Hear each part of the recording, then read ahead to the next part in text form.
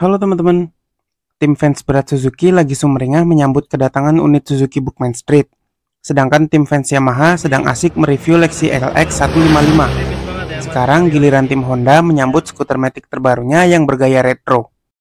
Honda Stylo 160, skuter matic bergaya retro modern yang desainnya terang-terangan menantang keluarga Vespa Matic.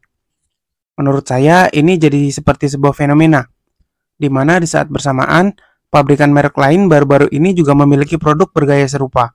Seperti Yamaha dengan Grand Villano dan Fazio, Suzuki juga punya Saluto. Bahkan kalau kita mau menengok ke arah pabrikan merek Cina atau Taiwan, kita bisa menemukan lebih banyak lagi skuter matic bergaya retro khas Vespa Matic.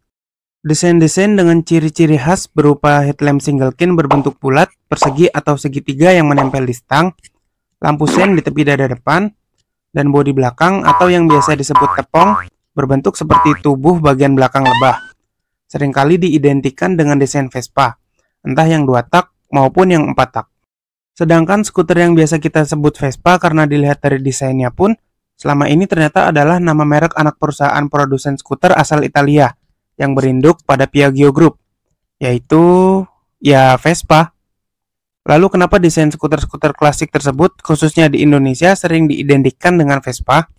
Karena Vespa dengan nama besarnya sudah memproduksi skuter dengan bentuk dan desain yang bisa dibilang konsisten sejak pertengahan tahun 1900-an, dan kabarnya sudah mulai mengaspal di Indonesia sejak tahun 1949 sampai tahun video ini dibuat. Mulai dari yang bentuknya standar klimis sampai yang gagah dan pemberani.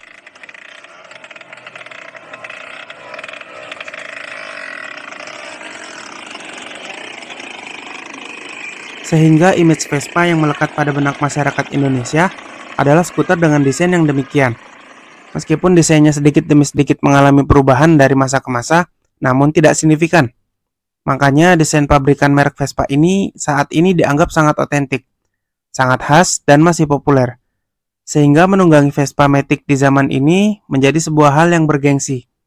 Memiliki dan mengendarai Vespa Matic bukan lagi hanya soal kendaraan untuk berpindah tempat, tapi juga soal prestige.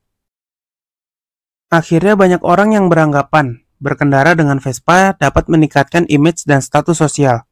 Gimana enggak? Wong bentukannya yang khas dan dianggap berkelas dan juga termasuk barang impor.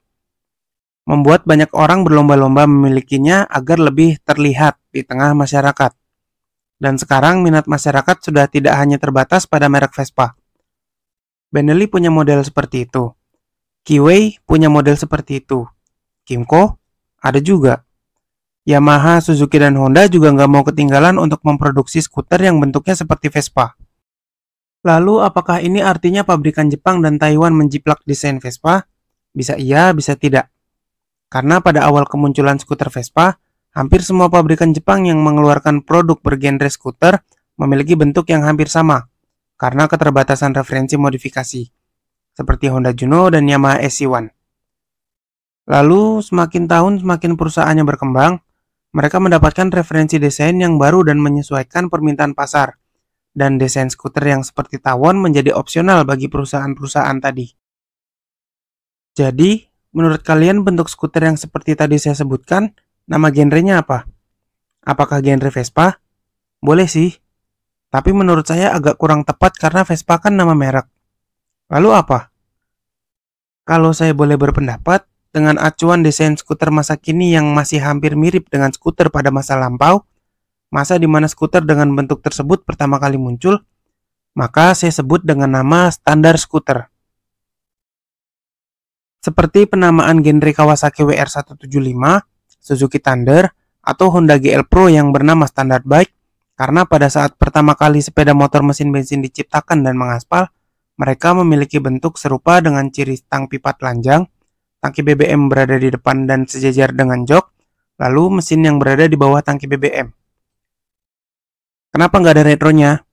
Karena penamaan retro hanya bisa diberikan pada zaman sekarang. Zaman dulu mana ada motor retro? Wong motornya aja baru diciptakan kok.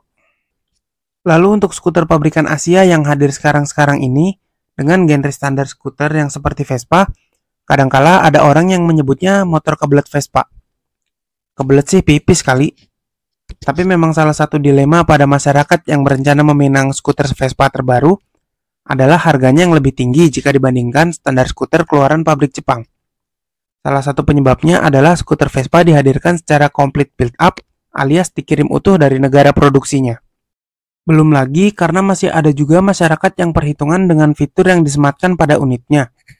Juga momok utama pada produk selain merek Jepang yaitu jaringan bengkel resmi dan ketersediaan spare part. Jadi Vespa ini memang sudah tersegmen banget buat orang-orang yang gak kepikiran buat hal-hal tadi. Berapa duit sih? Slogan yang mungkin biasa dipakai user Vespa Matic saat ini ketika motornya mengalami trouble. Maka dari itu, standar skuter dari pabrikan Jepang dianggap solusi bagi mereka yang ingin memiliki Vespa, tapi dengan biaya yang lebih hemat, dari segi harga beli maupun dari harga spare part-nya. Lalu desainnya bagaimana? Bukan merek Vespa kok, bentuknya kayak Vespa. Ciplak. Nggak juga dong. Ingat ya, bentuk autentik Vespa itu adalah genrenya yang secara konsisten dipertahankan penerapannya pada produk-produknya. Jadi, wajar kalau genre standar skuter identik dengan Vespa. Tapi bukan hal yang salah dan menyalahi juga kalau pabrikan lain dari negara lain masih mau ikutan berkompetisi dan mengisi daftar produknya dengan genre yang sama seperti Vespa.